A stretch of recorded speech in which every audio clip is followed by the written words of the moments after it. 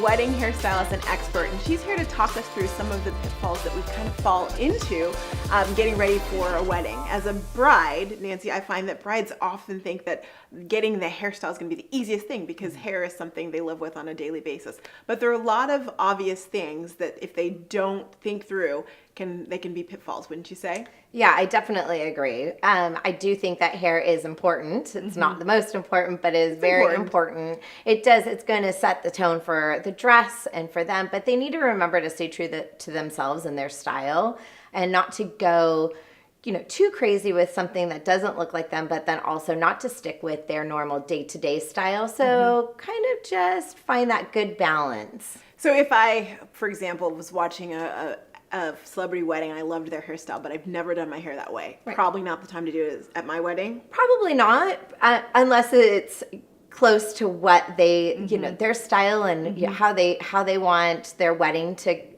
theme to go, maybe, or if it goes with their dress. But I don't recommend curls. Long hair, curls aren't going to last throughout the whole wedding.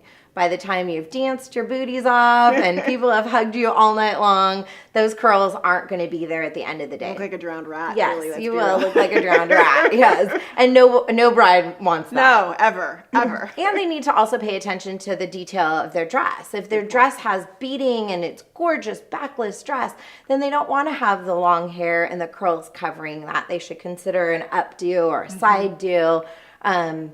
With the loose curls, like with the curls that they're used to. Yeah, because you don't want to lose. I mean, you've spent all that time and money on getting that perfect dress with that perfect back, and if no one sees the back, then what was the point? Right.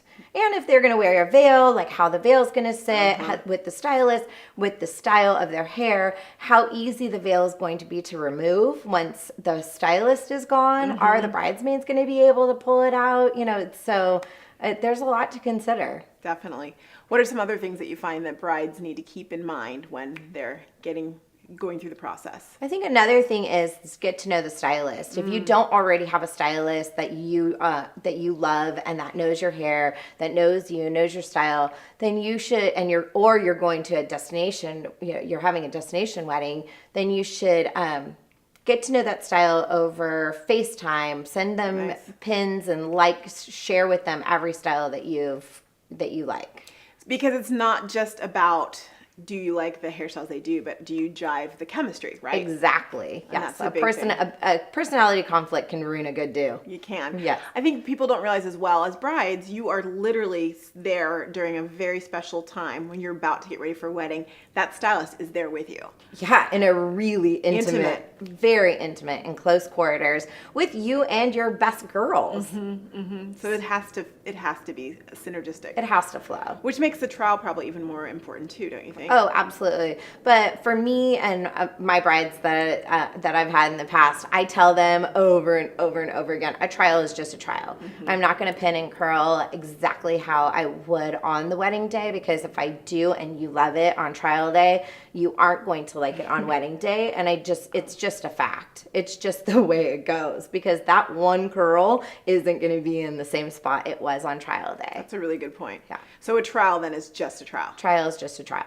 It should be no longer than a 45-minute conversation, maybe a few curls so that you walk out feeling like you got something done that day, but it shouldn't really be a detailed 2-hour-long hairdo.